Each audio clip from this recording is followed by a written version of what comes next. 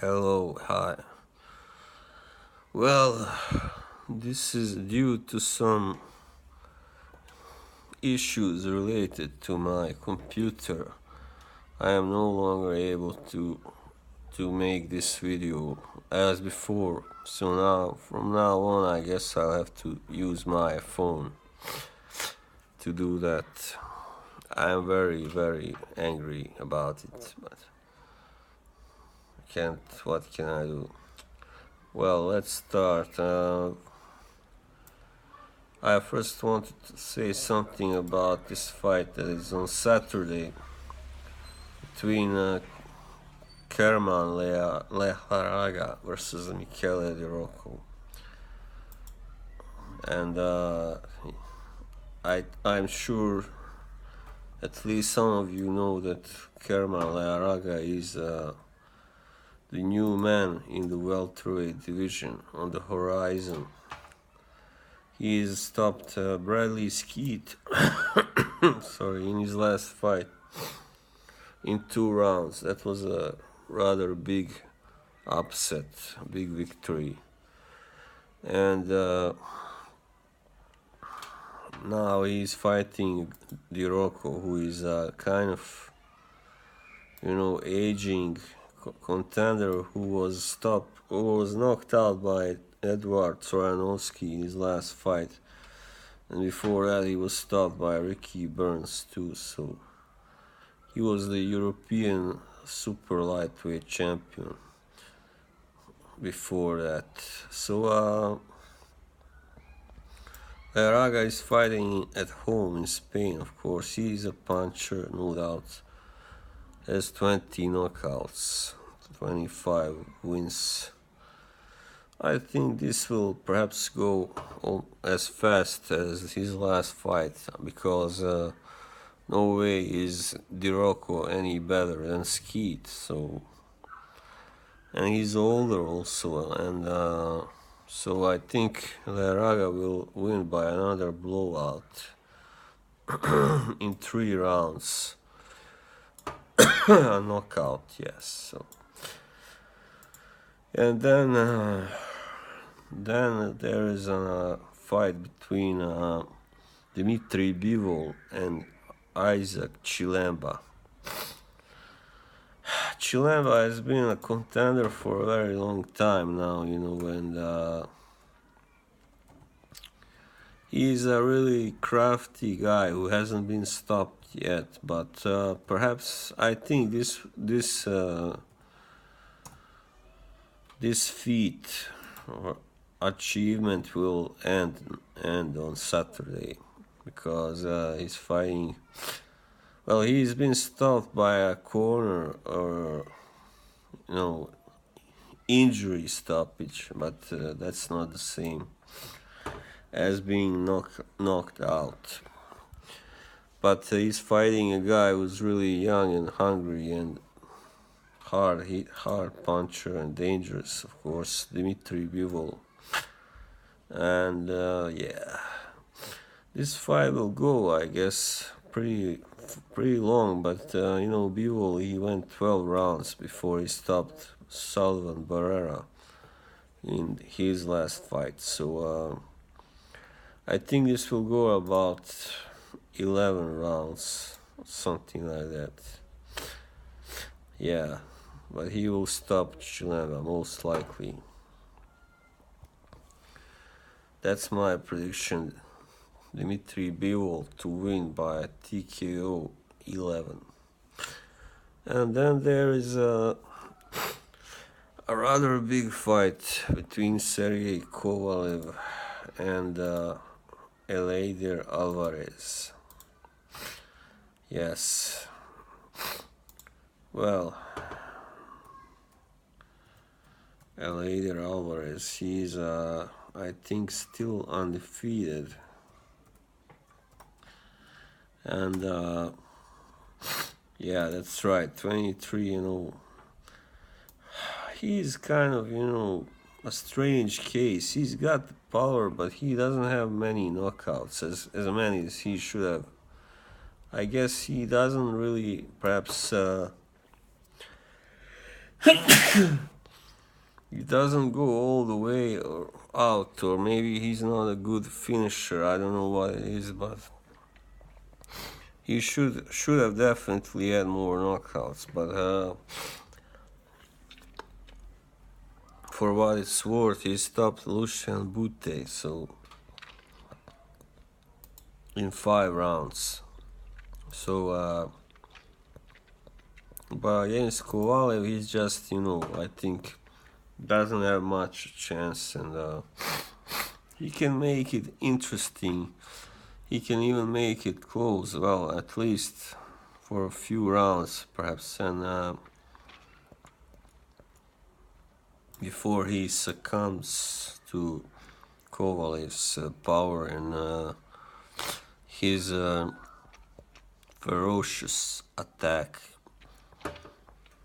So I think this will last around 8 rounds or something, and Kovalev will win by a KO, most likely in the 8th round.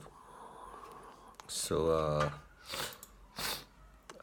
Alvarez has never been stopped, but he's never been really against a really top opponent who was also prime. He was against Jean Pascal and Lucien Bute and Chilemba, but they were no longer really prime anyway. So yeah, and Chilemba is not a puncher, so he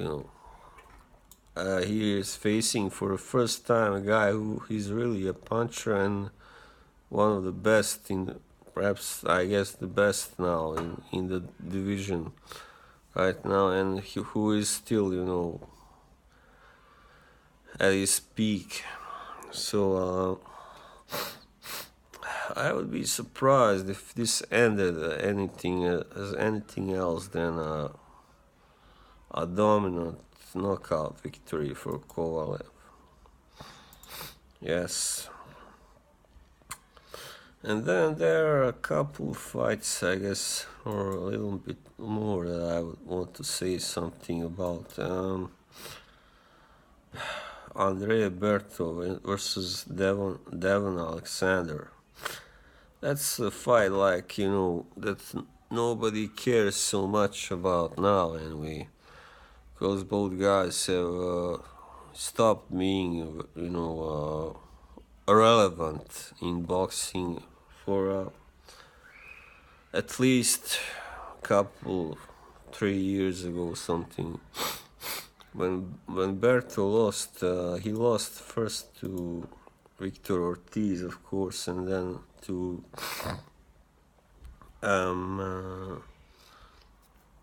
was it Soto Caras, I think. So yeah. So he was stopped even. Then he was also out-muscled by Guerrero, and finally he was beaten by Floyd Mayweather and Sean Porter. Also he stopped him. So before that he managed to knock out Victor Ortiz to get his revenge, and he stopped Josecito Lopez. So I don't know, Devon Alexander, he's not a puncher, he's a boxer, while Berto is a puncher and a boxer who has, but he uses his physical tools, mostly, and I mean more than he uses his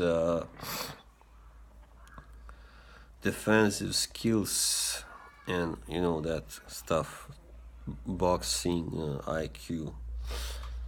So I don't know really, this fight is kind of wide open, but I kind of lean perhaps more towards Berto, because I don't know, he's just got more in the tank, I guess, still. But I don't think he will win by a knockout. I think he will win by decision, most likely. I expect it to be close, So Andrea Berto to win by UD. And yeah, what else? Okay, one more. Peter Quillin versus Jalen Love. Quillin is no longer what he was, obviously, and in his last fight, he was first, of course, annihilated by Daniel Jacobs in 1 round. That was almost 3 years ago, and then 2 years ago, more or less, he comes back and fights a guy who is 21, 22, 21 and 3. That's his record. And he kind of, when you fight a guy like that and you don't win every round, he didn't win every round. He lost a couple rounds on one of the scorecards, and so it's not a good sign, is it? Because it means that this knockout loss has definitely damaged him. While Jalen Love, he was knocked out, but that was a while ago, into 2014, and that was a kind of unexpected, knockout. But since then, he's kind of bounced back, and he won a couple kind of relevant, and he also stopped the same guy, the Sean Johnson, that Quillin couldn't really knock out or even win against by a shutout. So yeah, it doesn't promise well for Quillin. But since Jalen Love is not really a huge puncher, I don't think he'll be able to stop Quillin, but he will win, I think, on points. Yes, so that's my prediction, that Jalen Love beats Peter Quillin, the Chocolate Kid, on points, most likely. So that was it for now, and I wish you a pleasant weekend of boxing. See you. Bye bye.